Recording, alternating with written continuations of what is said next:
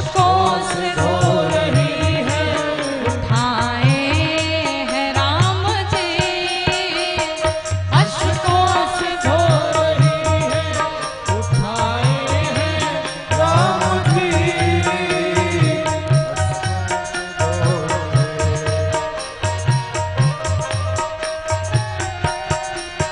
जैसे भगवान आए, माँ ने सुंदर सा आसन बिछाया, सुंदर बिछा के आसन बैठाया राम को, सुंदर बिछा के आसन बैठाए राम को।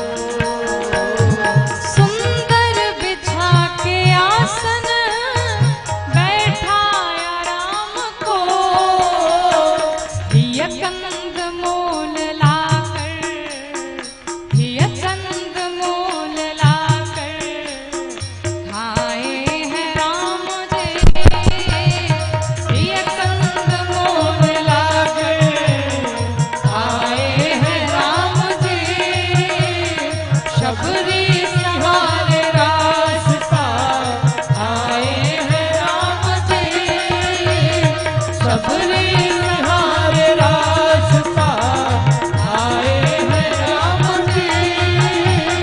शबरी निहारे रास्ता आए हैं राम जी, आए हैं राम जी।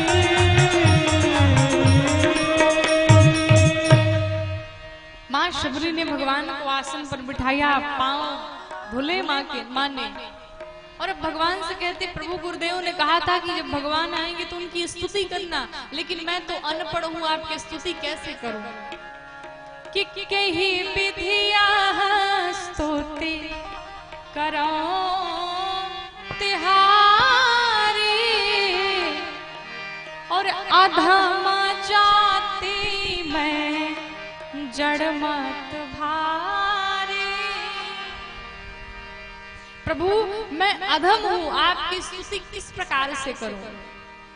आप दर्शन करिए कि जिस शबरी मैया को भगवान के साक्षात दर्शन प्राप्त हो रहे हैं, वो माँ शबरी कहती कि हम अधम में भी अधम हैं। और हम लोग थोड़ा सा दान पुण्य क्या कर लेते, थोड़ा सा कुछ अनुष्ठान क्या कर लेते, हम लोग को लगता कि हमसे बड़ा कोई है ही नहीं, हमसे बड़ा दानी कोई है ही नहीं। देखिए, आप अगर कहीं दान कर देते हैं, किसी की सहायता करते हैं, किसी की मदद करते हैं, और अगर आपने कह दिया कि हम तो लोगों की बड़ी मदद करते चलते हैं, बड़ी सहायता करते चलते हैं, तो ये भी एक प्रकार का अभिमान है। ये भी अभिमान है कि आप बहुत दान करते हैं, आप बहुत लोगों की सहायता करते हैं। ये आप बोल रहे हैं तो आपका अभिमान बुलवा रहा है, लेकिन जो सच में भगत होता है वो बोलता नहीं, वो कहता नहीं, वो तो बस करते जाता है। भगवान के सामने बैठ करके हम लोग जा करके कहते, प्रभु हम बहुत कपटी हैं, बहुत पापी हैं। भगवान के सामने सब कहते हैं, क्यों? क्योंकि जानते हैं भगवान तो सुन नहीं रहे हैं, भगवान तो बोल नहीं रहे हैं। और आपको बताऊं, पूरी गारंटी लेते हैं कि जिस दिन भगवान बोलना शुरू कर दे, लोग भगवान से भी झगड़ा कर बैठेंगे। हाँ, क्यों? वो इसलिए कि भगवान को 8 बजे स्नान कराइए, चाहे 12 बजे कराइए, चाहे 4 रोटी खा करके जाइए, चाहे भूखे जाइए, भगवान कुछ कहते तो है नहीं। लेकिन जिस दिन टीका टिप्पणी शुरू कर दे, उस दिन लोग भगवान से भी झगड़ा कर लेंगे। भगवान के पास बैठ करके हम कपटी बन रहे हैं, पापी बन रहे हैं, और वहीं दरवाजे पर अगर कोई सुन रहा हो कि आप अपने आप को पापी कह रहे हैं, गेट से बाहर निकले और आपसे वो आदमी पूछ दे, और पापी महाराज क्या हाल चाल है, और कपटी जी आप ठीक ठाक हैं, लाठी लेकर के दौड़ा लेंगे, पापी कहा। क्यों? अभी अभी तो आप स्वयं को पापी कह रहे थे, और वही बात जब हमने दोहरा दी तो आपको सहन नहीं हुआ। ये 2 चेहरे हम लोग लेकर के घूमते हैं, 2 चेहरे। भगवान के सामने कुछ और, घर के भीतर कुछ और, घर के बाहर कुछ और। लेकिन आपको बता दूं, जितनी बनावट, जितनी मिलावट, उतनी गिरावट। जितनी बनावट जितना मिलाएंगे उतना गिरेंगे, जितनी मिलावट रहेगी उतनी गिरावट रहेगी। इसलिए जैसे हैं वैसे बन करके रहिए, ज्यादा लीपा पोती मत करिए, सब बेकार हो जाएगा। जैसे हैं समाज में चलिए, एकदम आनंद में रहेंगे, कहीं से किसी के सामने बनने की जरूरत नहीं पड़ेगी। लेकिन अगर बना करके चलेंगे तो उस बनाने के चक्कर में सब लीपा पोती हो जाएगा। और भगवान के सामने तो कपट नाम की कोई चीज ही नहीं चलती है। व्यक्ति को आप लोगों को मूर्ख बना सकते हैं, लेकिन भगवान को मूर्ख नहीं बना सकते। भगवान तो हर एक चीज देख रहे हैं, कौन किसके साथ क्या कर रहा है। इसलिए लोगों से नहीं, भगवान से डरिए। लोग क्या करेंगे? माँ शबरी से भगवान कहते हैं, माँ आपके पास क्या क्या है वो मैं आपको बताता हूँ। भगवान राम ने माँ को नौधा भक्ति बताई। पहली भक्ति क्या बताया कि प्रथम भगति संतन कर संगा, दूसरी रति मम कथा प्रसंगा। प्रथम भगति संतन कर संगा, दूसरी रति मम कथा प्रसंगा। गुरुपद पंकज सेवा, तीसरी भक्ति अमान, चौथी भक्ति मम गुण गना, करई कपट तज ज्ञान। गुरु मंत्र जाप, तीसरी भक्ति अमान, चौथी भक्ति मन गुण गना, करई कपट तज ज्ञान। मंत्र जाप मम दृढ़ विश्वासा, पंचम भजन सुवेद प्रकाशा। मंत्र जाप मम दृढ़ विश्वासा, पंचम भजन सुवेद प्रकाशा। छठ तमसील बिरति बहु कर्मा, छठ तमसील बिरति बहु कर्मा, निरत निरंतर सजन धर्मा। निरत निरंतर सजन धर्मा। सातों सम मोहि माया जग देखा, मोते संत अधिक कर लेखा। सातों सम मोहि माया जग देखा, मोह संत अधिक कर लेखा।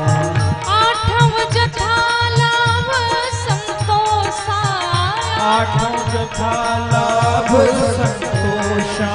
सपने नहीं देखई पर दोषा। सपने नहीं देखई पर दोषा।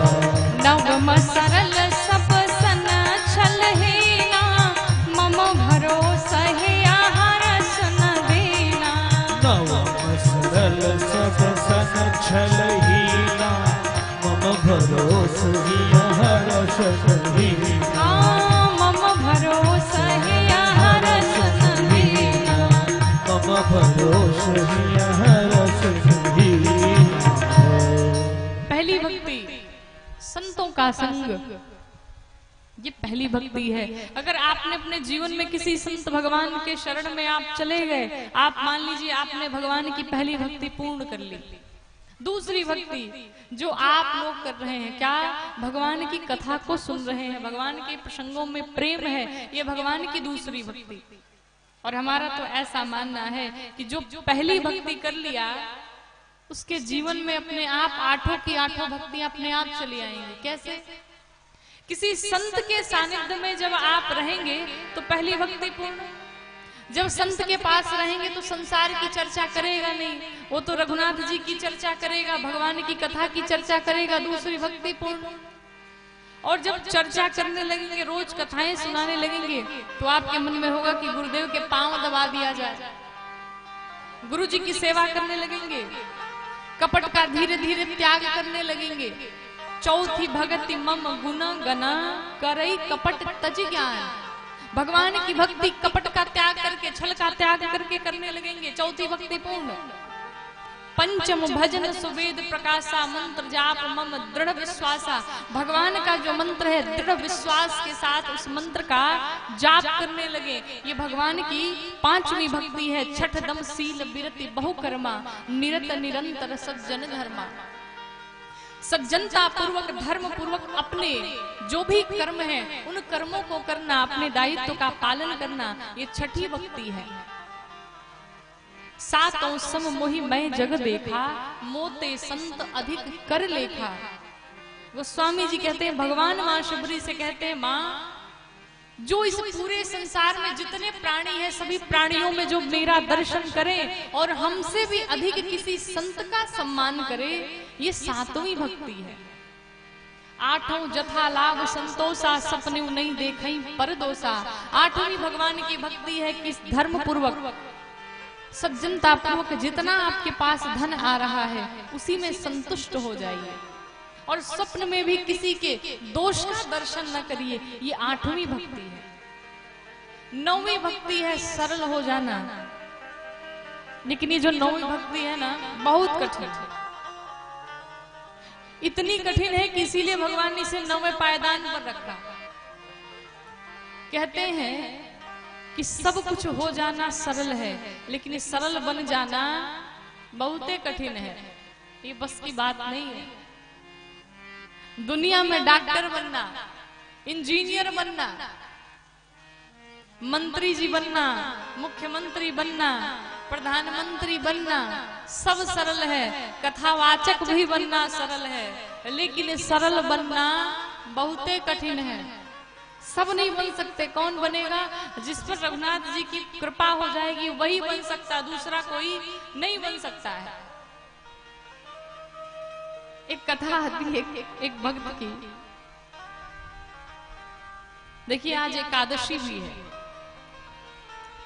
इसी एकादशी की कथा है। एक भक्त था जो बहुत खाता था। लोग कहते हैं ये बहुत खाता है, लेकिन कोई भी ज्यादा नहीं खाता है। सब लोग उतना ही खाते हैं जिसके खाते में जितना रहता है। जितना खाते में जमा है उतना ही खाएंगे, उससे ज्यादा नहीं खा सकते। भाई जिसके खाते में ज्यादा जमा रहता वो ज्यादा खा खा करके अपना खत्म करता, और जब खाना खत्म तो जीवन खत्म। तो घर के लोग परेशान हो गए, ये बहुत खाता है। घर के लोग उसे बाहर निकाल दिए, जाओ। बेचारा गया, 2-3 दिन टहल करके आया, किसी ने आश्रय नहीं दिया। इसने सोचा घर वाले अब उनको मोह लग रहा होगा हमारा, चले घर वालों के पास। गया, घर वालों के पास जाकर के कहा, हम इसीलिए लौट आए कि आप लोग को मोह लग रहा होगा, हमारी याद आ रही हो। घर वालों ने कहा, नहीं तुम्हारे ऊपर कोई दया नहीं कर रहा है, किसी को मोह नहीं लग रहा, किसी को याद नहीं आ रही, तुम जहां आए थे वहीं चले जाओ। अब बेचारा क्या करता, चल पड़ा। रास्ते में एक मंदिर दिखाई पड़ा, तो मंदिर में एक महंत जी थे, हट्ठे कट्ठे, मोटे तगड़े, लंबे से। ये भी मोटा तगड़ा लंबा सा था। इसने देखा ये तो हमारी पार्टी वाले लगते हैं। गया उनके पास, जाकर के कहता है, ये बताइए यहाँ पर आप लोग करते क्या हैं? कहा हम लोग कुछ नहीं करते हैं, बस भगवान का भजन करते हैं और भोजन करते हैं। कहा हमको भी रखेंगे? कहा क्यों नहीं रखेंगे, रुक जाओ। महंत जी ने उसे अपना चेला बना लिया, शिष्य बना लिया और अपने पास ही रख लिया। मंत्र दे दिया, दीक्षा दे दी। अब एक दिन एकादशी आई, जैसे आज है इसी प्रकार से एक दिन एकादशी आई। एकादशी के दिन भाई कोई भोजन करता नहीं, तो ये रसोई में गया। जाकर के देखा तो वहां कुछ बना ही नहीं है। ये आया, गुरुजी से पूछा, कहा गुरुजी आज रसोई में कहीं कोई दिखाई नहीं दे रहा है, सब कहाँ गए? गुरुजी ने कहा, हाँ तुमको हम बताना भूल गए थे, दरअसल वो आज एकादशी है और तुम्हें भी व्रत रखना चाहिए। कहा गुरुजी अगर एकादशी का व्रत रख लिया तो द्वादशी नहीं देख पाएंगे। सरकार हमारे बस की बात नहीं है। गुरुजी को दया आई, गुरुजी ने कहा एक काम करो, थोड़ा सा राशन लो और इसे लेकर के नदी के किनारे जाओ, वहां जाकर के भोजन बनाना और भोजन पाने से पहले भगवान को भोग लगाना। पहुंचा नदी किनारे और भगवान को लगा बुलाने।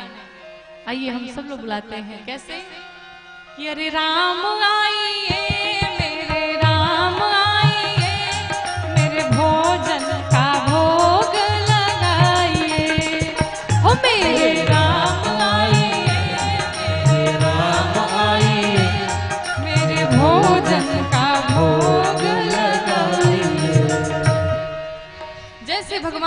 बुलाया, भगवान चले आए, लेकिन नीलांबुज श्यामल कोमलांगम सीता समारोपित वाम भागम। भगवान राम आए तो, लेकिन अकेले नहीं आए, बगल में श्री जानकी जी को लेकर के आए। अब इसने एक लोग के भोजन की व्यवस्था की थी, यहाँ दो दो टपक पड़े।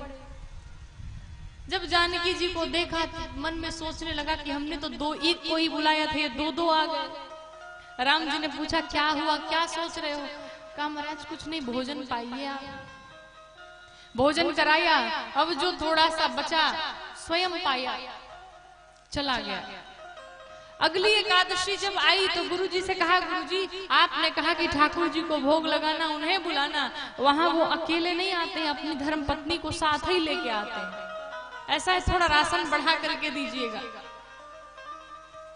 गुरुजी ने कहा हो सकता है इसका पेट नहीं भरा हो, चलो थोड़ा सा और बढ़ा के दे दिया। राशन लेके फिर पहुंचा, जाने के बाद फिर लगा बुलाने, कैसे? अरे राम आइए, सीता राम आइए, मेरे भोजन का भोग लगाइए। ओ सीता राम आइए, सीता राम आइए, मेरे भोजन का भोग लगाइए। जैसे ही भगवान राम को बुलाया, श्री जानकी जी को बुलाया, यहाँ पर बाएं भाग में श्री जानकी जी और दाहिने भाग में श्री लक्ष्मण जी आ गए।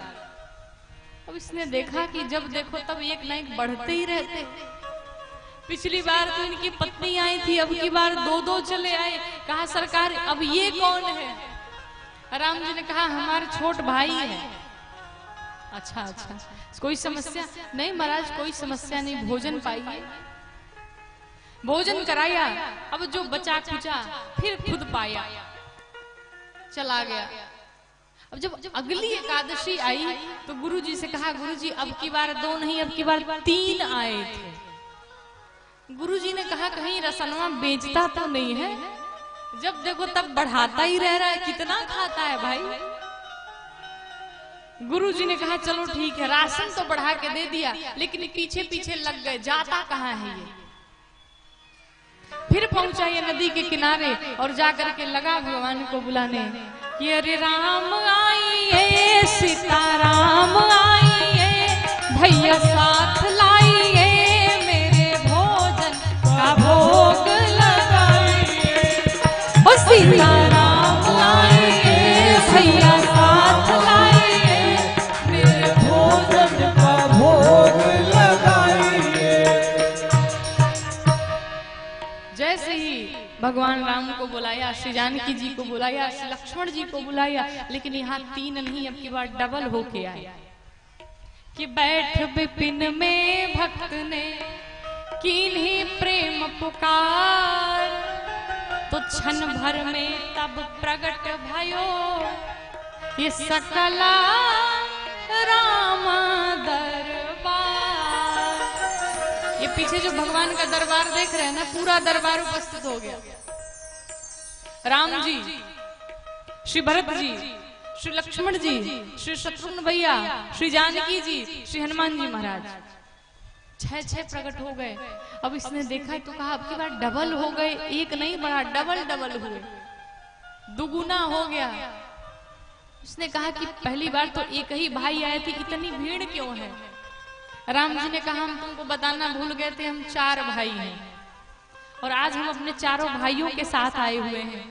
इसने कहा वो तो सब ठीक है, आप 4 भाई हैं, आपकी ये धर्म पत्नी है, लेकिन ये बानर को काहे साथ लाए हैं? राम जी ने कहा भाई हमारा सेवक है, ये भी साथ ही रहता है, चलो वो सब छोड़ो, मेरा भोजन ला करके दो। इसने कहा हमने बनाया ही नहीं है। राम जी ने कहा जब बनाया नहीं तो बुलाया क्यों? इसने कहा हम देख लेना चाहते थे कितने लोग आ रहे हैं, उस हिसाब से बनाओ। राम जी ने कहा तो फिर बनाओ। कहा अब नहीं बनाना, अब आप ही बनाओ, आप ही पाओ, हम नहीं बनाएंगे। राम जी को लगा कि भगत अब रुष्ट हो गया है। श्री जानकी जी को कहा कि भंडारे में पहुंची और भोजन बनाइए। श्री जानकी जी भंडारे में पहुंची और जाकर के श्री भरत जी, हनुमान जी महाराज सब लग गए भोजन बनाने में।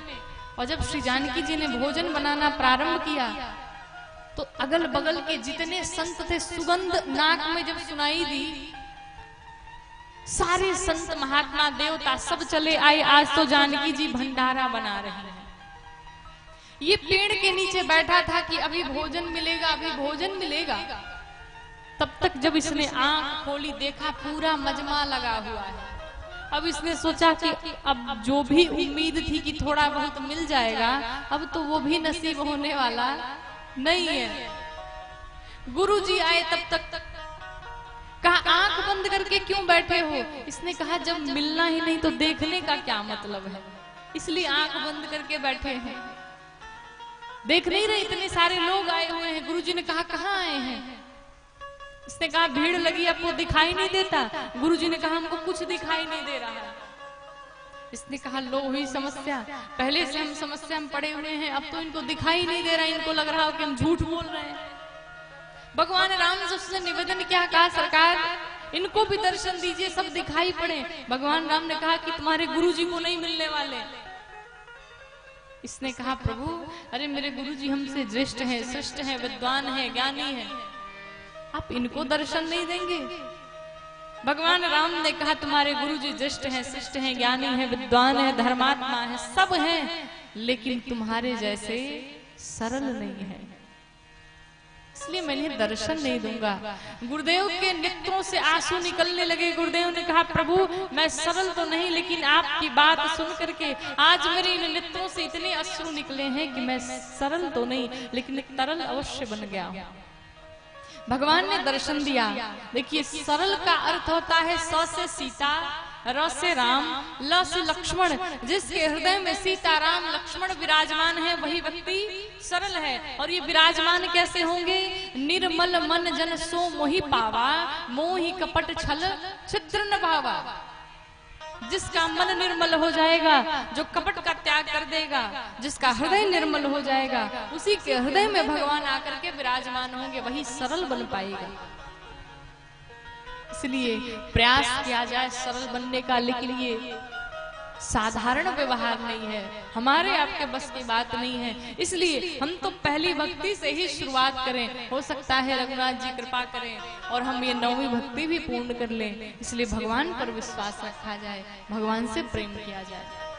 यहाँ पर माँ शबरी के आश्रम में भगवान पहुंचे हैं। माँ शबरी ने भगवान को रास्ता बताया, पंपा सरोवर जाइए, सुग्रीव जी मिलेंगे, उनसे मित्रता होगी। यहाँ पर शबरी मैया ने पता बता करके स्वयं को दाहिने अंगुष्ठ की योगाग्नि से प्रज्वलित करके स्वयं को भस्म करके भगवान के ही चरणों में विलीन हो गई। यहाँ पर अरण्य कांड समाप्त करते हुए गोस्वामी जी किष्किंधा कांड में प्रवेश किए। भगवान राम गए हैं पंपा सरोवर, देवर्षि नारद आए, सत्संग हुआ। और ये जो भगवान का नाम राम है, यहाँ पर नारद जी ने भगवान से वरदान मांगा, कहा प्रभु आपके जो सहस्त्र नाम है, इन सहस्त्र नाम में से जो आपका नाम राम है ये सबसे सर्वश्रेष्ठ माना जाए। भगवान ने वरदान दिया।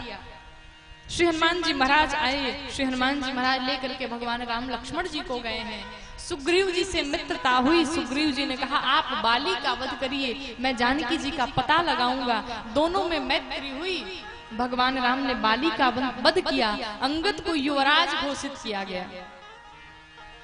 भगवान राम चतुर्मास में चले गए, 4 महीने बीते, लेकिन सुग्रीव ने कोई पता नहीं लगाया कि भगवान राम कहाँ हैं, कैसे हैं। 4 महीने जब बीत गए, राम जी को क्रोध आया। लक्ष्मण जी से कहा जाओ सुग्रीव को पकड़ करके ले आओ। सुग्रीव जी को पकड़ करके लक्ष्मण जी ले गए भगवान राम के सामने। भगवान राम से सुग्रीव ने क्षमा मांगी है।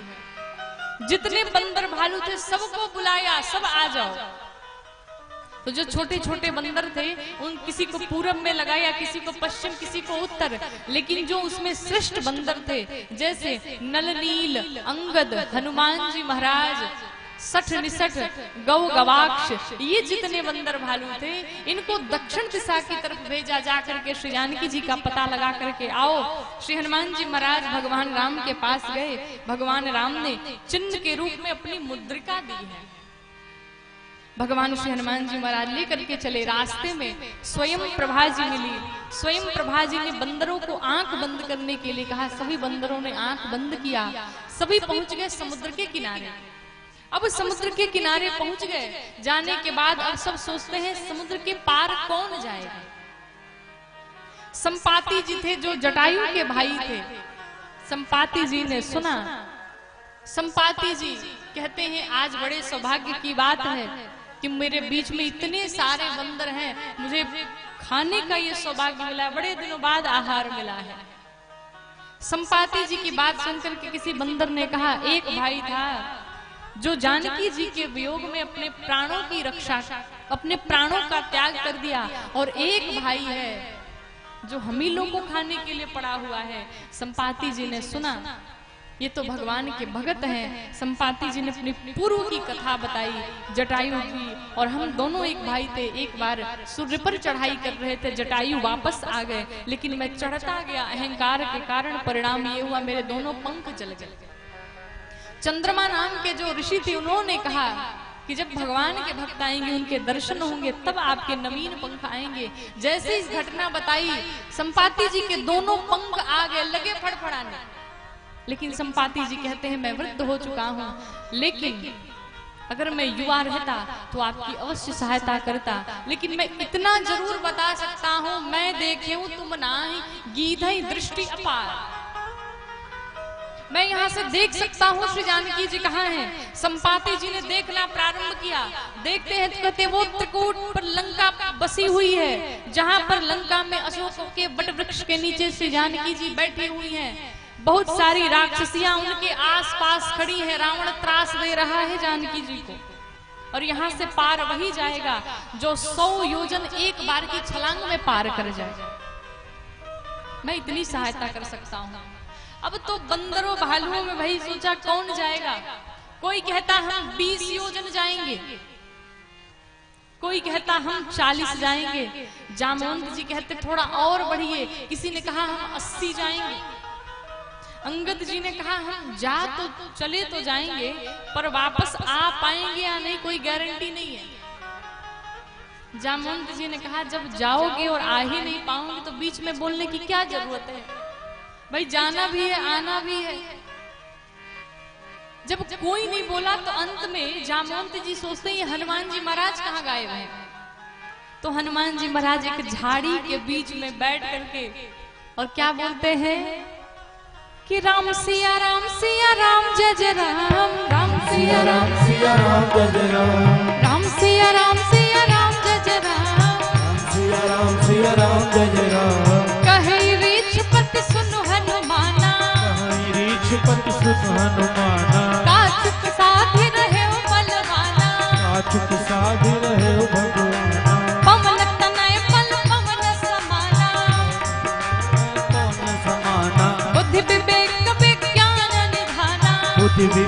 विज्ञान विधाना। कवन सुकाज कठिन जग माही, कवन सुकाज कठिन जग माही। जो नहीं होई तात तुम पाही, जो नहीं होई तात तुम पाही। राम काज लगी तब अवतारा, राम काज लगी तब अवतारा। सुनते ही भयं पर्वताकारा, सुनते ही भयं पर्वताकारा। जैसे ही जामवंत जी ने श्री हनुमान जी महाराज से कहा आप चुप क्यों हैं? अरे आपके बल को इस संसार में कौन नहीं जानता। अरे आप पवन के पुत्र हैं, आपके बल को कौन नहीं जानता। अपने बल का स्मरण करिए। आपने बचपन में सूर्य को अपना ग्रास बना लिया था, मुख में ले लिया था। याद करिए, आपको पता है आपका जन्म किस कारण हुआ है। जामवंत जी कहते हैं हनुमान जी आपका जन्म राम काज लगी तब अवतारा। आपका जन्म भगवान श्री राम के सहायता के लिए हुआ है, उनके कार्य हेतु हुआ है। जैसे श्री हनुमान जी महाराज ने सुना राम काज लगी मम अवतारा, मेरा जन्म भगवान के कार्य के लिए हुआ है। श्री हनुमान जी महाराज पर्वत के आकार के विशाल स्वरूप बना लिया और लगे गर्जना करने। कैसे? सिंहनाद करिबार ही बारा, सिंहनाद करिबार ही बारा। लीला भोजन ने दिखारा, सहित सहाय राम नहीं मारी।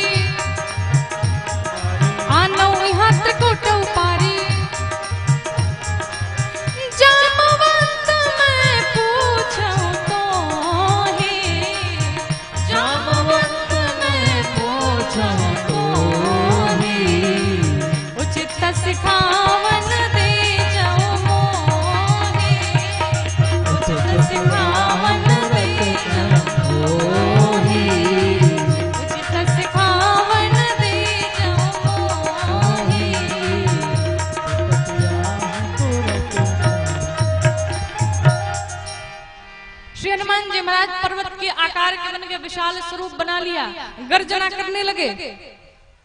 श्री हनुमान जी महाराज जब उनका विशाल स्वरूप बना, जितने बंदर भालू थे सब नीचे थे, सब छोटे छोटे दिखाई पड़ने लगे, सब ऊपर देखने लगे। हनुमान जी कहते, जामवंत जी मेरा अवतार राम जी के कार्य के लिए हुआ है, अगर आप आदेश करिए तो अभी जाऊं और रावण को लंका से लेकर के आऊं और इसी समुद्र में डुबो करके मार डालूं। अगर आप कहिए तो पूरी रावण की लंका के साथ रावण को लेकर के आऊं, पूरी लंका को लेकर के आऊं और इसी समुद्र में गाड़ डालूं। अगर आप कहिए तो रावण को उसकी लंका के साथ उसकी पूरी सेना के साथ ले आऊं और इसी समुद्र में मारूं। जामवंत जी ने कहा, हनुमान जी अरे पहले लेवल में आइए, बहुत ऊंचे हो गए हैं, थोड़ा बराबरी में बात किया जाए। हनुमान जी ने छोटा स्वरूप बनाया। जामवंत जी कहते हैं, हनुमान जी ना आपको रावण को मारना है, ना लंका लाना है, ना उनके राक्षसों को, उनकी सेना को मारना है।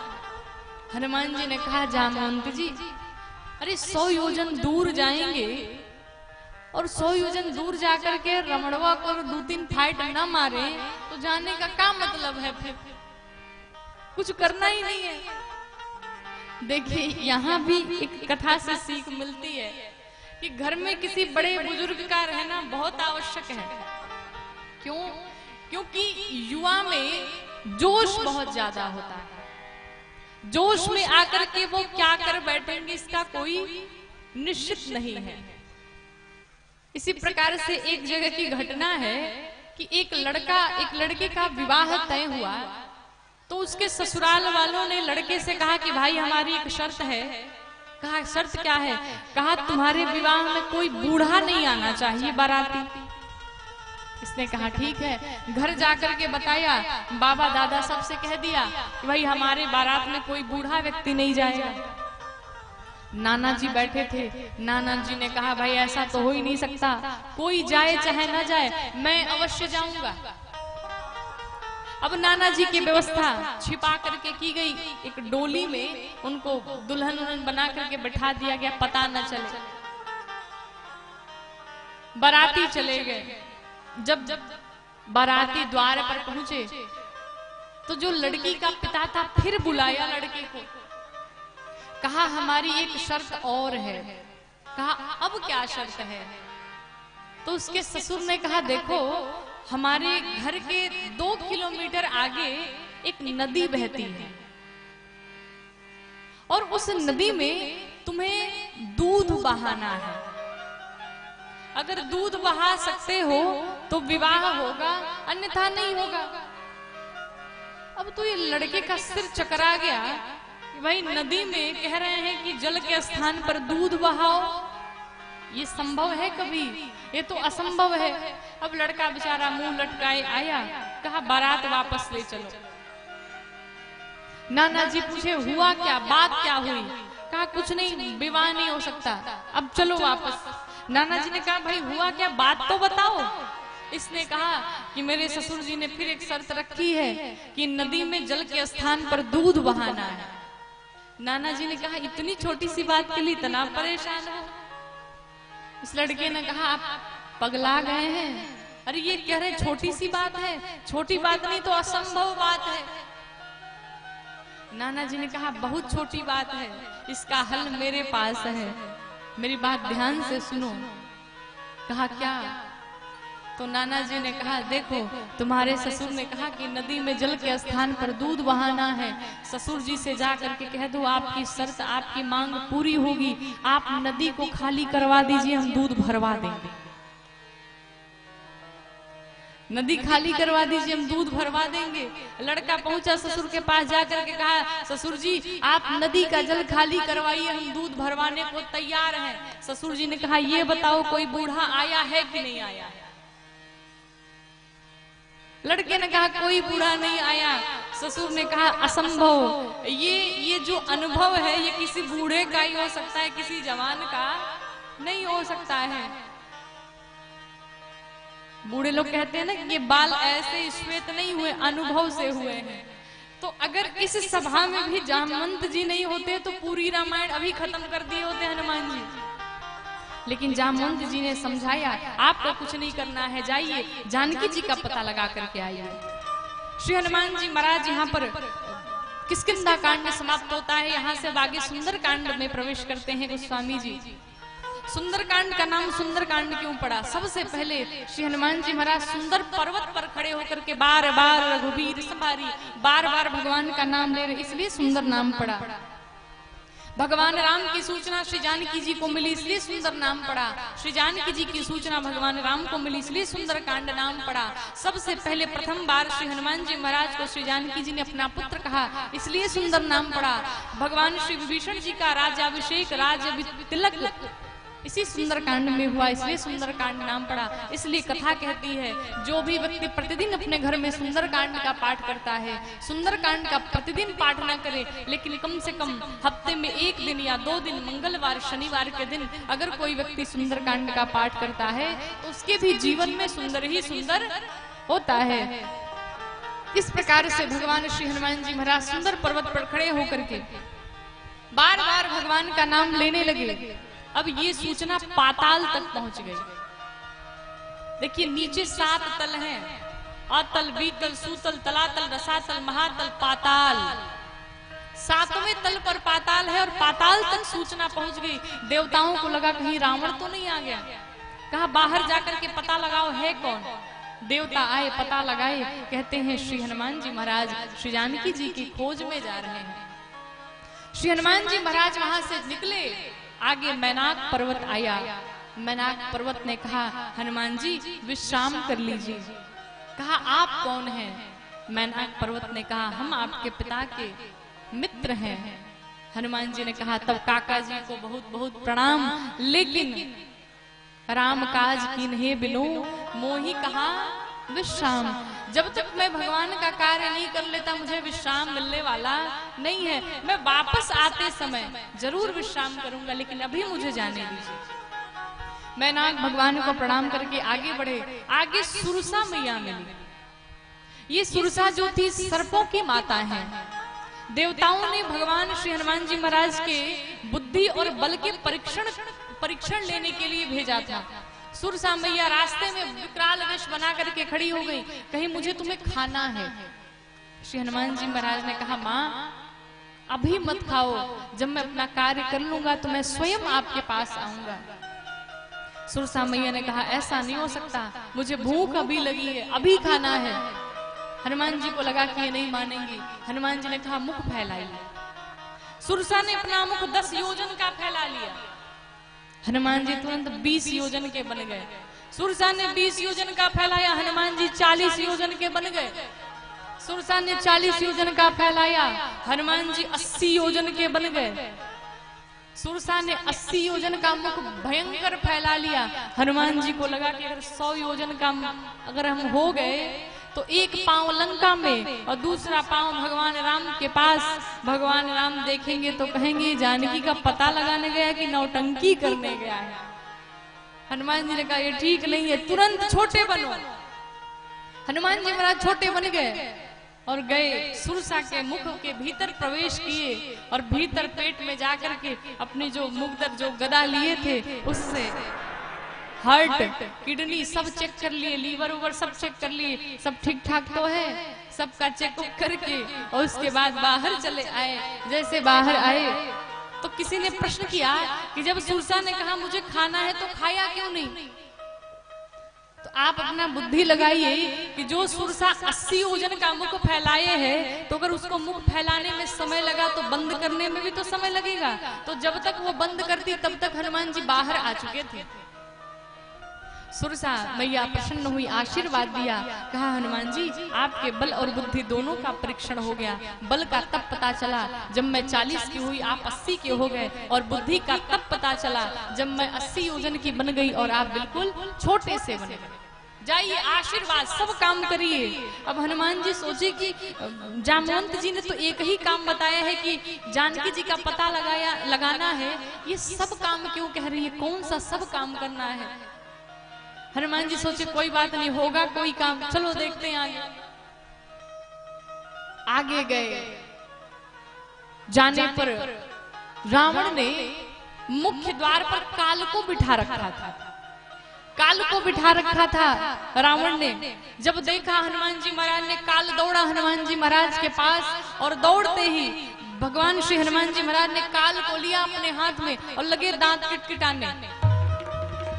काल ने कहा सरकार छोड़िए, बाहर निकालिए।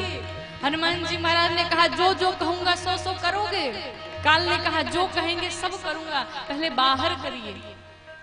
अब जिसको बंदर काटा होगा वही बानर काटने का दर्द जानता होगा। काल ने कहा सरकार बाहर कर दीजिए, जिसको भीतर से उठाने के लिए कहेंगे सबको उठा लेऊंगा। काल को हनुमान जी महाराज ने बिठाया, भीतर प्रवेश किए। जैसे भीतर गए, लंकिनी थी वहां पर। लंकिनी ने देखा श्री हनुमान जी महाराज को, और जैसे लंकिनी ने देखा भगवान श्री हनुमान जी महाराज को सठ कह दिया। कहा रे चोर, हमारी लंका में चोरी करता है। हनुमान जी ने कहा चोर किसे बोला? हमें।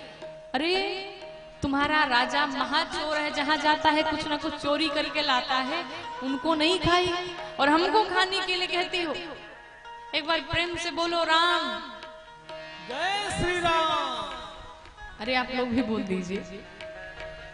भोजन करके नहीं आए कि एकादशी है आज। श्री हनुमान जी महाराज ने कहा राम बोलो। लंकिनी ने कहा देखो भाई, लंका में राम नाम लेना देशद्रोह माना जाता है, राम का नाम नहीं ले सकते। हनुमान जी महाराज ने कहा अगर राम का नाम नहीं ले सकती, आम खाओगी? आम? लंकिनी ने कहा ये आम कैसा होता है? हनुमान जी ने कहा अब नीचे उतरो बताएं तुमको, आओ मेरे पास में। हनुमान जी ने पीछे मुष्टिका बांध रखी थी और जैसे ही लंकिनी आई पास में, लंकिनी को पास में जैसे हनुमान जी महाराज ने देखा, एक मुष्टिका और क्या बोला? जय श्री राम। एक मुष्टिका मारी लंकिनी को और जो ढिमुलिया खाना जानते हैं, ढिमुलिया खाना, खून की उल्टी करने लगी और ढिमलाते हुए कुछ दूर जाकर के गिरी। हनुमान जी महाराज ने कहा आम कैसा लगा? लंकिनी ने कहा बहुत सुंदर था। हनुमान जी ने कहा पहले बोल दी होती, पहले खिला दिया होता। हनुमान जी से कहती पता नहीं था कि इतना बढ़िया लगता है, आपको हम पहचान गए हैं। कहा पहचान कैसे गई? कहा यही जो मुष्टिका मारी यही पहचान पत्र था। कहा मतलब? कहा जब ब्रह्मा जी वरदान दे रहे थे रावण कुंभकर्ण विभीषण को वहां, तब हम भी थे, तो भगवान ब्रह्मदेव ने कहा था तुमको मारेगा। हमने पूछा कौन मारेगा? कहा तुमको बानर मारेगा।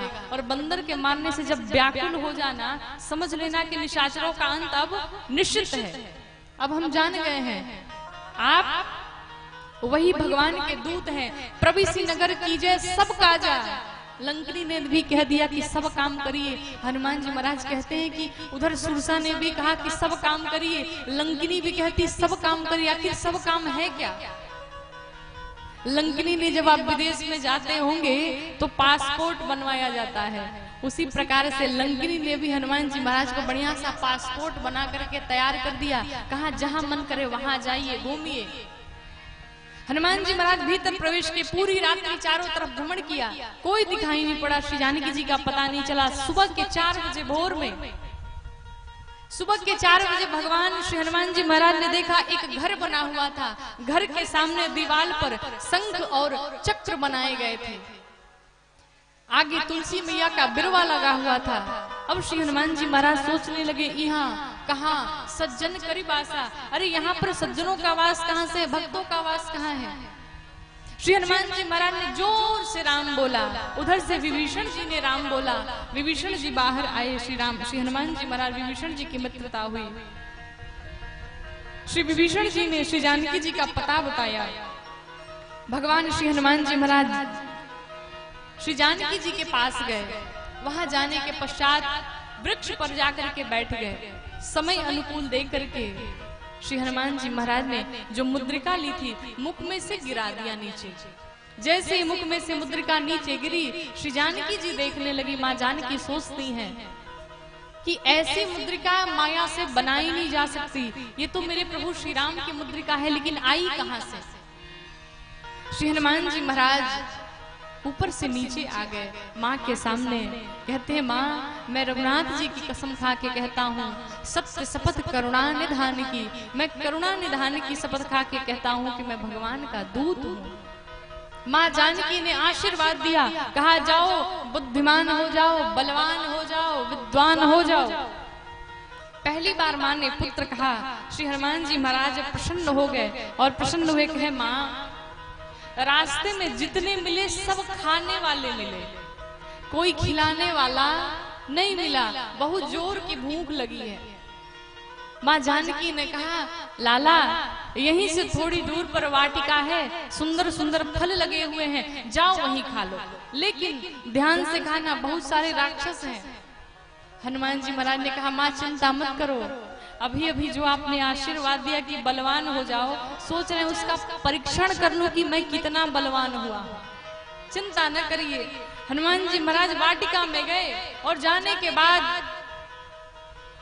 पेड़ पर बैठ करके बढ़िया बढ़िया फल पहले खूब खाया। जब पेट भर गया तो हनुमान जी सोचे कि अब कुछ उत्पात किया जाए, तभी तो ये दुष्ट राक्षस आएंगे लड़ने। हनुमान जी महाराज लगे उठा उठा करके वट वृक्षों को फेंकने। वहां पर जितने माली थे अब सब देखने लगे, भाई कौन बानर आ गया है। सोचा जाने दो, एक दो पेड़ उठा करके फेंकेगा, लेकिन हनुमान जी महाराज सोचे तो अभी भी नहीं मान रहे। हनुमान जी महाराज ने एक पेड़ उठाया और एक भट के ऊपर डाल दिया। सब जितने भट थे भटाभट मर गए। जो कुछ उसमें से बच गए सब पहुंचे रावण के पास। कहे महाराज, जितना अपने मेंटेनेंस पर खर्च किया था सब खत्म हो गया। कहा वो कैसे? कहा एक तो बानर आया है। कहा बानर कैसा है? कहा मरकट है, मरकट। मतलब ये मरकट क्या होता है? तो कहते हैं कि मरकट माने मारता भी है और सतवा में काटता भी है, इसीलिए है मरकट। रावण ने जब भट मर गए तो सुभटों को भेजा। जैसे ही सुभट आए, हनुमान जी महाराज ने देखा, वट वृक्ष उठाया और उठा करके सबके ऊपर डालते गए। जितने महाभट आए थे, जिस प्रकार से माताएं बहनें घर में झाड़ू पोछा लगाती हैं, उसी प्रकार से ये महाभट सुभट जो थे झाड़ू पोछा लगा करके समाप्त कर दिया। जो पीछे से आते हैं श्री हनुमान जी महाराज उनको पूंछ में लपेट करके सबको समाप्त कर दिया। अब कुछ उसमें से जो बचे थे सब कहे हम लास्ट बचे हैं। हनुमान जी महाराज ने कहा इसका क्या मतलब है? कहा बस हम ही बचे हैं, सब मर गए। कहा तब क्या करें? तुमको भी मरना है? कहा सरकार अगर हम लोग मर जाएंगे तो रावणवा को जाके बताएगा कौन कि आप इतने बलशाली हैं, हमको छोड़ दीजिए बताने के लिए। महासुभट गए रावण के पास और जाकर के कहते हैं कि सब मर गए। रावण ने अपने पुत्र अक्षय कुमार को भेजा। यही अक्षय कुमार था। अंगद जी से इसकी बनती नहीं थी, इसीलिए अंगद जी ने कहा था मैं जाऊंगा तो, लेकिन वापस आऊंगा या नहीं इसका गारंटी कोई नहीं है, क्योंकि जानते थे अंगद जी कहीं मार न डाले अक्षय कुमार। यही अक्षय कुमार आया और जैसे ही हनुमान जी महाराज ने अक्षय कुमार को देखा, एक विशाल वट वृक्ष उठाया और अक्षय कुमार के ऊपर फेंक दिया। अक्षय कुमार समाप्त हो गए। जो आसपास जितने सुभट थे, तो देखिए कुछ लोग बड़े चालाक होते हैं, कुछ लोग बड़े चालाक होते हैं कि कहीं अगर रैली निकल रही है, कहीं युद्ध हो रहा है, तो कुछ लोग पीछे हो जाते हैं। अगर जीत गए तो वाह वाह, अगर लड़ाई झगड़ा हो गया तो हम पीछे रहेंगे, भाग ही चलेंगे।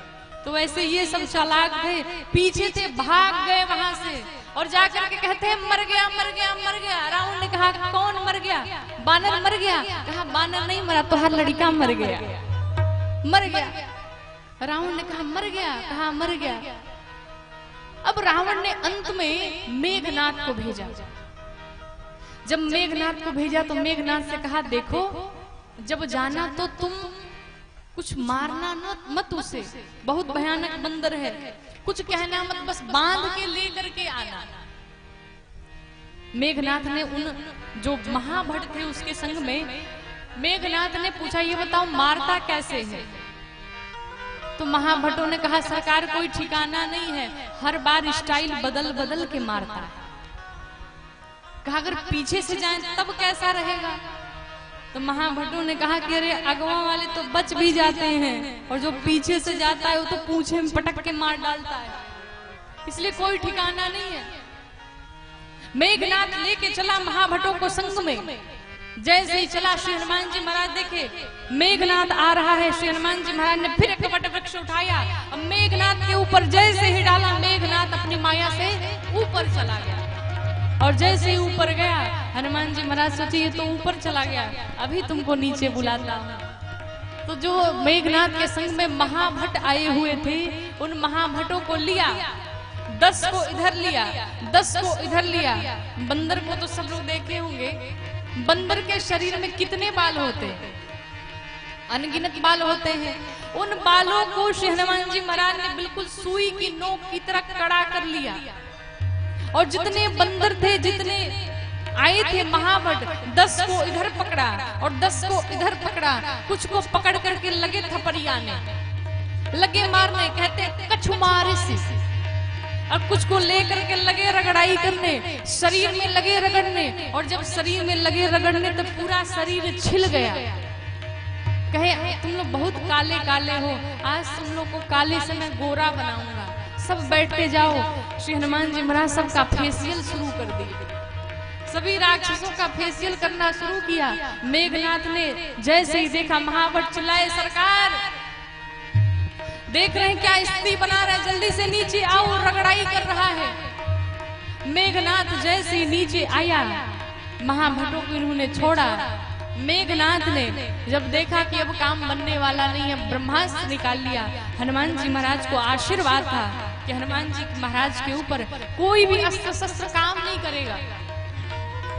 जैसे ही मेघनाथ ने ब्रह्मास्त्र चलाया, हनुमान जी महाराज ने देखा कि ब्रह्मास्त्र आ रहा है, कहीं महिमा न घट जाए। हनुमान जी महाराज देखते ही अपने आप बेहोश हो गए और बेहोश होकर के गिरे भी तो 20, 25, 30 राक्षसों के ऊपर गिरे कि गिरने से भी आधे मर गए। अब मेघनाथ प्रसन्न हो गया कि ये तो मूर्छित हो गया। दूतों से कहा, महाभट्टों से कहा, इसको पकड़ो और लेके चलो। महाभट्टों ने कहा, सरकार रगड़ाई हम लोग की हुई है, रगड़ाई आपकी नहीं हुई है, बहुत रगड़ा है। देखिए कट जाए तो उतना दर्द नहीं होता है, लेकिन अगर छिल जाए इतना भभाता है। हाँ। परपराना समझ रहे हैं ना, भभाता, छनछनाता, परपराता। अब बताइए महाराज, अगर किसी से कह दिया जाए कि परपराने का इंग्लिश में ट्रांसलेशन करिए, कोई कर पाएगा? ये भोजपुरी के शब्द हैं। महाभट्टों ने कहा, सरकार रगड़ाई हम लोग की हुई है, बहुत जल रहा है, बहुत जल रहा है। सरकार हम लोग पकड़ने वाले नहीं है, जब तक इसके हाथ नहीं बंधेंगे कोई नहीं पकड़ेगा। मेघनाथ ने नागपाश में श्री हनुमान जी महाराज को बांध दिया और जैसे ही बांधा, महाभट्ट लेकर के हनुमान जी महाराज को चल पड़े। हनुमान जी महाराज तो झूठे ही आंख बंद किए थे और जैसे ही रास्ते में, आधे रास्ते में लेकर के पहुंचे, हनुमान जी महाराज आंख खोल दिए और जैसे ही आंख खुली, अगल में देखा, बगल में देखा, एक तरफ देखा, कहते कलुआ, अरे तू भी पकड़ा है हमको, तुम्हारी रगड़ाई लगता है अच्छे से नहीं हुई थी, कहो तो रगड़ाई करूं। दूतों ने कहा, सरकार हम आपको पकड़ना नहीं चाहते थे, लेकिन ये मेघनाथवा जबरदस्ती पकड़वाया है। हनुमान जी महाराज ने कहा, सरकार, दूतों ने कहा, सरकार रगड़ाई तो नहीं करेंगे। कहा रगड़ाई नहीं करूंगा, लेकिन जो जो कहूंगा वो बोलोगे। कहा जो जो कहेंगे वो बोलेंगे, जिस जिस भाषा में कहेंगे वो सब भाषा आज बोलेंगे। हनुमान जी महाराज ने कहा, फिर बोलो क्या? कि राम सिया राम सिया राम जय जय राम, राम सिया राम सिया राम जय जय राम, राम सिया राम सिया राम जय जय राम, राम सिया राम सिया राम जय जय राम, राम सिया राम सिया राम जय जय राम, राम सिया राम सिया राम जय जय राम। मेघनाथ ने जब सुना, कहा ये क्या बोल रहे हो, राम का नाम क्यों ले रहे हो? कहा सरकार ले नहीं रहे हैं, लिवा रहा है, और अगर नहीं लिए तो फिर रगड़ाई शुरू कर देगा, इसलिए आप भी बोलिए राम सिया राम जय जय राम, राम सिया राम जय जय राम। जब राम सिया राम करते करते रावण के पास पहुंचने वाले थे। दूतों ने कहा सरकार अगर राम का नाम नहीं लिए तो आप मारेंगे, रगड़ाई करेंगे, और अगर भीतर नाम लिया तो रमणवा मारेगा। प्रभु हम लोग का मरना तो निश्चित है। हनुमान जी महाराज को दया आई, कहा बंद करो, बंद करो। बंद कर दिया। रावण के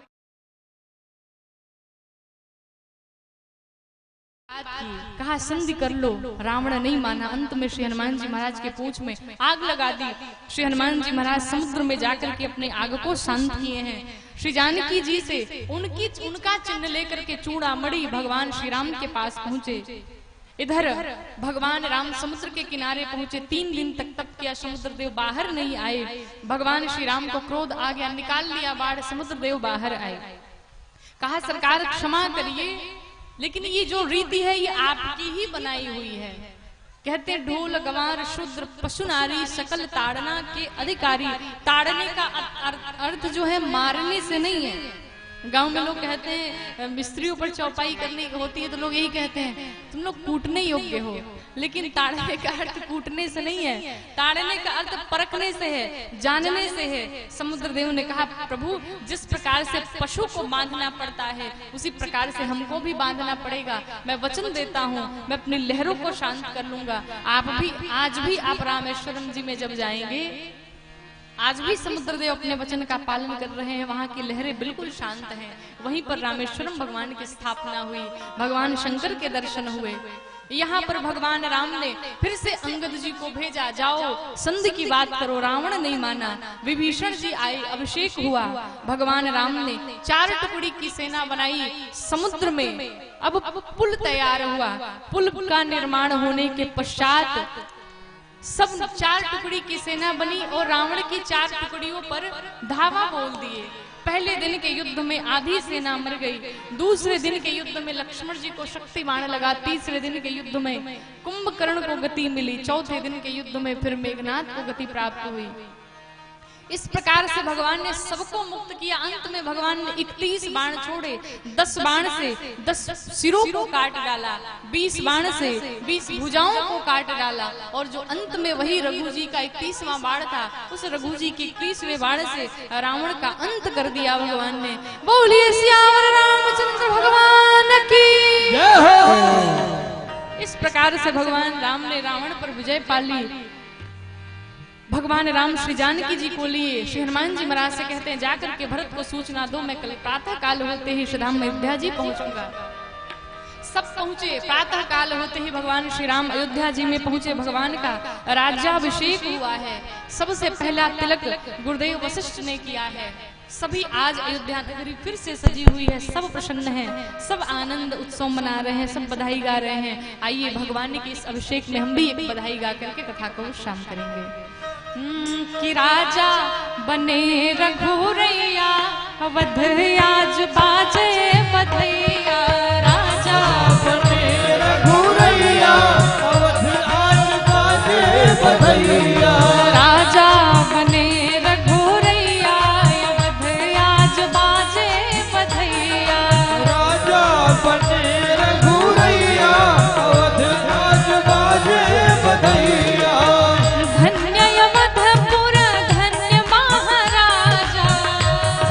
अवधपुर धन्य महाराजा, धन्य महाराजा हो, धन्य महाराजा, धन्य महाराजा, धन्य महाराजा। धन्य अवधपुर धन्य महाराजा, धन्य अवधपुर धन्य महाराजा। और कौन कौन धन्य? धन्य धन्य तीन मैया अवध आज बाजे बधैया। धन्य धन्य हो मैया अवध आज बाजे बधैया। बाज बधैया हो, बाज बधैया, बाज बधैया हो, बाज बधैया। राजा बने रघु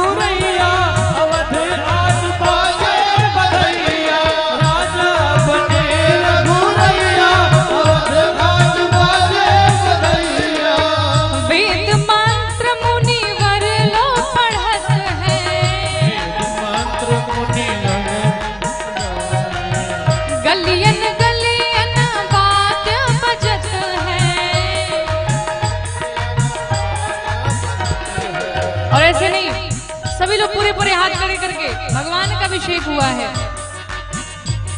और देखिए, जो जितना ऊपर हाथ खड़ा करेगा उतना जल्दी ऊपर जाएगा, लेकिन ऊपर जाएगा आगे प्रगति की दृष्टि से, बढ़ने की दृष्टि से। इसलिए कैसे कहना है, अरे नाचे सब लोग लुगैया अवध आज बाजे बधैया, नाचे सब लोग लुगैया अवध आज बाजे बधैया, राजा बने रघुरैया अवध आज बाजे बधैया, राजा बने रघुरैया अवध आज बाजे बधैया, राजा बने रघुरैया अवध आज बाजे बधैया, राजा बने रघुरैया अवध आज बाजे बधैया, बाजे बधैया जी बाजे बधैया, बाजे बधैया हो बाजे बधैया, बाजे बधैया हो बाजे बधैया, बाजे बधैया जी बाजे बधैया, अरे राजा बने रघुरैया अवध आज बाजे बधैया, राजा बने रघुरैया अवध आज बाजे बधैया, राजा बने रघुरैया अवध आज बाजे बधैया, राजा बने रघुरैया अवध आज बाजे बधैया। बोलिए सियावर रामचंद्र भगवान की जय हो श्री किशोरी मैया की जय हो श्री लखनलाल सरकार की जय हो यात् पूर्वं प्रभुना कृतं सुकविना श्रीशम्भुना दुर्गमं श्रीमद्रामपदाब्जभक्तिमनीषं प्राप्तयतो रामायणं मत्वा तत्र घुनाथ नाम निरतं स्वान्तस्तमः शान्तये भाषाबद्धमिदं चकार तुलसी दासस्तथा मानसम् पुण्यं पापहरं सदा शिवकरं विज्ञानभक्तिप्रदं मायामोहमलापहं सुविमलं प्रेमाम्बोपुरं शुभम् श्रीमद् राम रामचरित्रमानसमिदं भक्त्यावगाहन्ति ये ते संसार पतंग घोर किरण दहन्ति नो मानवा, दहन्ति नो मानवा, दहन्ति नो मानवा। इति श्रीरामचरित्रमानसे सकल कली कलुष विध्वंसने सप्तमः सोपान समाप्त, विमल वैराग्य समाप्त, उत्तरकांड समाप्त। बोलिए सियावर रामचंद्र भगवान की जय। एक बार जोरदार जयकारा बोल सियावर रामचंद्र की।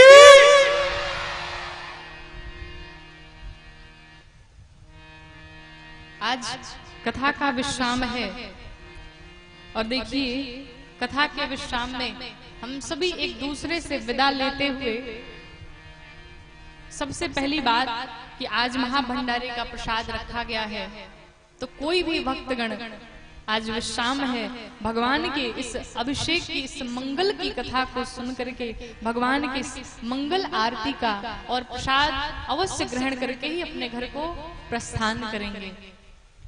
दूसरी बात, आज जिन भी माताओं को भक्तों को व्यासपीठ तक आना हो, आज सबको समय दिया जाएगा।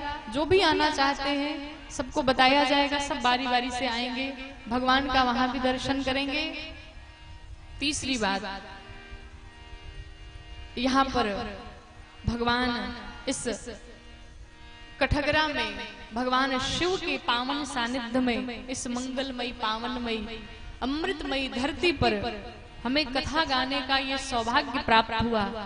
हम भगवान से बारंबार उनको धन्यवाद करते हैं एवं यहाँ के जितने भी क्षेत्रवासी हैं, जितने भी नगरवासी हैं, हमारे जितने भी यजमान बने यहाँ पर, आप सभी का इस व्यासपीठ से बारंबार धन्यवाद करते हैं, बारंबार प्रणाम करते हैं कि जिन्होंने इतने सुंदर से 9 दिनों तक कथा का रसपान किया, कथा श्रवण की। और इन 9 दिनों में आप तो मैं देख रहे हैं, और बल्कि कुछ लोग तो मैं बचपन से देख रहे हैं, जान रहे हैं। तो अगर अनुभव की बात की जाए तो अनुभव नाम की तो कोई चीज नहीं है भीतर, बहुत ज्यादा आयु नहीं हुई। और जहां तक रही कथा गाने की बात, तो ये हमारे और आपके वश में नहीं कि कोई भगवान की कथा गा दे। बस ये भगवान मेरे ठाकुर जी की कृपा है कि भगवान कथा गवा देते हैं, और बैठने के बाद मुख से क्या क्या निकलता है वो भगवान रघुनाथ जी जाने, माँ सरस्वती जाने। ये उन्हीं की कृपा है। मुझे तो कुछ बोलना आता नहीं है, लेकिन फिर भी इन 9 दिनों में अपनी टूटी फूटी वाणी से आपके घर की जैसे एक बिटिया होगी, आपकी बहन होगी, उसी प्रकार इस बिटिया को भी समझिएगा, इस बहन को भी समझिएगा। अगर जाने अनजाने में मेरी वाणी से, मेरे व्यवहार से अगर किसी भी भक्त को कोई कष्ट पहुंचा हो, कोई दुख पहुंचा हो, तो इस व्यासपीठ से हम आपसे हाथ जोड़ करके क्षमा मांगते हैं। क्षमा करिएगा इस अबोध बालिका को, और भगवान से यही निवेदन करेंगे कि जिस प्रकार से भगवान के जीवन में भगवान वन की लीला करते हुए भगवान राम के जीवन में मंगल ही मंगल हुआ, उसी प्रकार से इस व्यासपीठ से भगवान से निवेदन करेंगे कि जितने भी हमारे भक्तगण, जितने भी क्षेत्रवासी नगरवासी हैं, भगवान उसी प्रकार से सभी का मंगल करें, सभी के जीवन में इसी प्रकार से उत्सव बधाई बजती रहे, होती रहे, और भगवान श्री सीताराम जी के चरणों में सबका प्रेम, सबका भाव, भक्ति सदैव जीवन पर्यंत तक बनी रहे। इसी वाणी के साथ हम आप सभी से विदा लेते हुए आप सभी को सादर प्रणाम करते हैं। इस व्यासपीठ से एक बार सभी जयकार लगाएंगे। बोलिए सियावर रामचंद्र भगवान की जय। बोलिए किशोरी मैया की जय। बोलिए लखनलाल सरकार की जय। श्री अयोध्या धाम की जय। श्री वृंदावन धाम की जय। श्री गुरुदेव भगवान की जय।